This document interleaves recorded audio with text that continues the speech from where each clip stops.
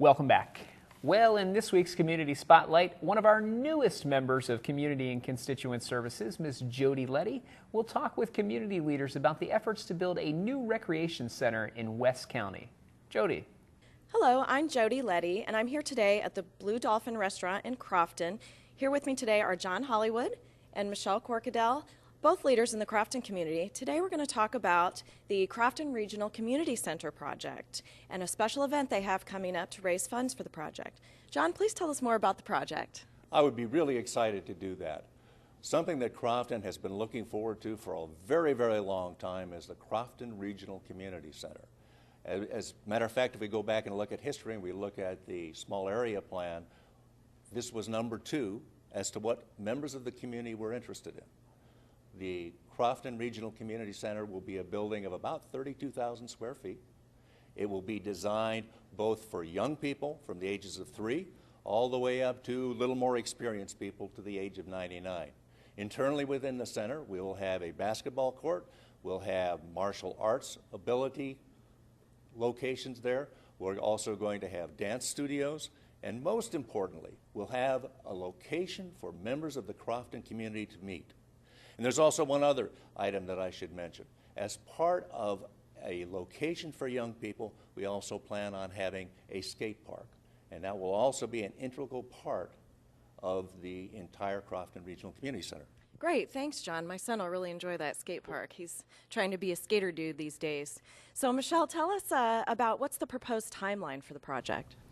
Well, the project's going to take a little while, as most capital projects do. Our first focus is to raise enough money for the startup of the site work. We're going to need to do some civil work, obviously, and we're going to make sure that it meets all the new environmental codes, as well as a design that will be flexible enough to handle all of the activities that the community desires to have there. Our first initiative will be to build the skate park.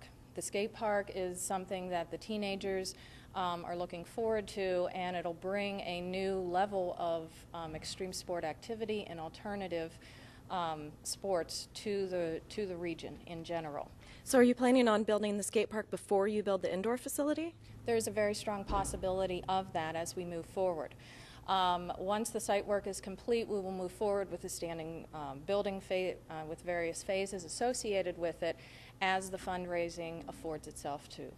That sounds wonderful. So about how much funding are you guys looking at to raise to begin breaking ground on this project? It's going to be about $7 million to build the entire complex, and then we're going to have an additional $3 million for operational expenses. Now, one of the nice things about this particular location and this particular site is that it is something that the community is coming forward with all of the money. The county under John Leopold was kind enough to lease the land to us along with the county council. So we will build the land, we will build the center, and we will run the center. And it will all be community organized, prepared, and funded. Great. Wonderful. So speaking of community organized, let's talk about the Sweetheart Ball that you have coming up as a fundraiser for the event. It sounds like a fantastic and fun event for not just the Crofton community, but all residents of Anne Arundel County. Tell us more about the event and what you have planned. This is something that is really going to be neat. In the dead of winter, February 19th, we are going to have a black tie optional event here at the Blue Dolphin Restaurant. And it's something that we're really, really looking forward to. We're going to have Trey Williams as a DJ who's well known in the local area, who's going to be supporting us. We're going to have a silent auction, and depending upon the amount of material we receive, we may in fact have a live auction. Tickets are $100. And how do I buy these tickets, John? You can give me a call at area code 301-261-3515. And this is the Sweethearts Ball. And since if you're coming with your sweetheart, then rather than paying $100, you're going to pay $150 for two, a significant savings. And there's going to be food and drinks? Food and drink. We're going to have 2 carving stations. We're going to have a buffet. Brian McCann, who is the owner of the Blue Dolphin, is going to go all out to make sure that this is going to be a really, really nice event. As I said, it's going to be black tie optional, and that is the only event during this period of time that I'm familiar with that's going to be like that. Yeah, it sounds really fun. So tell us about, if I'm a business or an individual interested in sponsoring the event or interested in volunteering to help with the event, how would I go about that? Contact me. We have different packages available for sponsorship as far as businesses are concerned. We go from platinum all the way down to silver.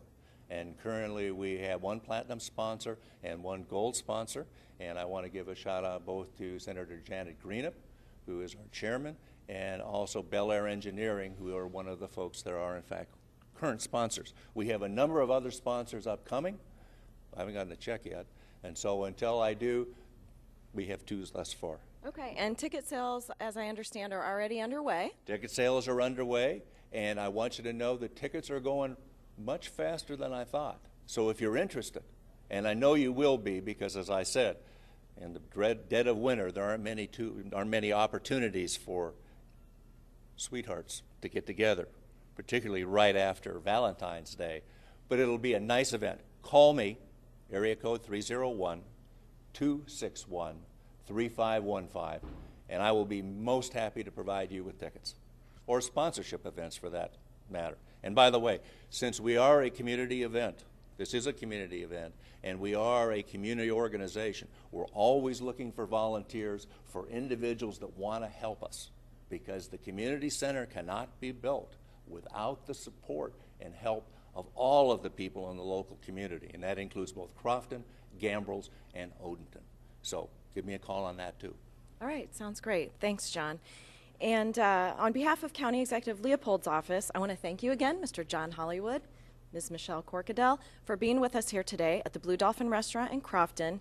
Again, if you're interested in helping with the Crofton Regional Community Center project and or attending the Sweethearts Ball on February 19th, please visit www.croftonregionalcommunitycenter.net. It's all one word.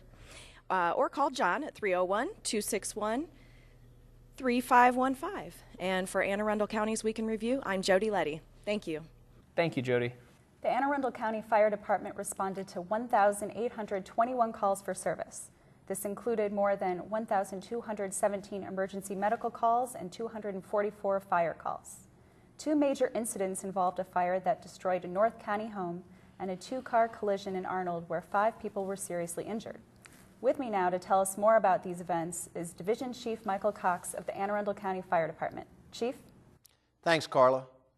On Monday, January 31st, 2011, Anne Arundel County firefighters responded to a reported dwelling fire in the area of Ember Drive and Baltimore-Annapolis Boulevard. First unit to arrive on the scene reported heavy smoke and fire coming from the first and second floors of a 2-story single-family dwelling. At that time, an exterior fire attack was initiated, and it took more than 30 firefighters about 45 minutes to bring the 1-alarm incident under control, utilizing an elevated master stream device and hand lines. There were no civilian or firefighter injuries as a result of the incident. The fire, which originated in the interior of the home, caused an estimated $100,000 in damages. The cause of the fire has been ruled accidental and is being blamed on an electrical issue within the home. A second incident this week sent 5 people to area hospitals with serious injuries. The incident occurred just before 2 p.m. on Tuesday, February 1st, 2011. At that time, Anne Arundel County firefighters and paramedics responded to a reported motor vehicle collision in the area of Ritchie Highway and West Campus Drive in Arnold. The first units to arrive on the scene reported a 2-vehicle side impact accident with entrapment. First arriving crews provided medical care to the injured and trapped occupants, while firefighters, utilizing specialized rescue tools, extricated the victims. In all, there were 4 patients who were taken via ground ambulance to the University of Maryland's R. Adams Cowley Shock Trauma Center in Baltimore. A 5th patient who suffered minor injuries was taken to Anne Arundel Medical Center in Annapolis. Carla?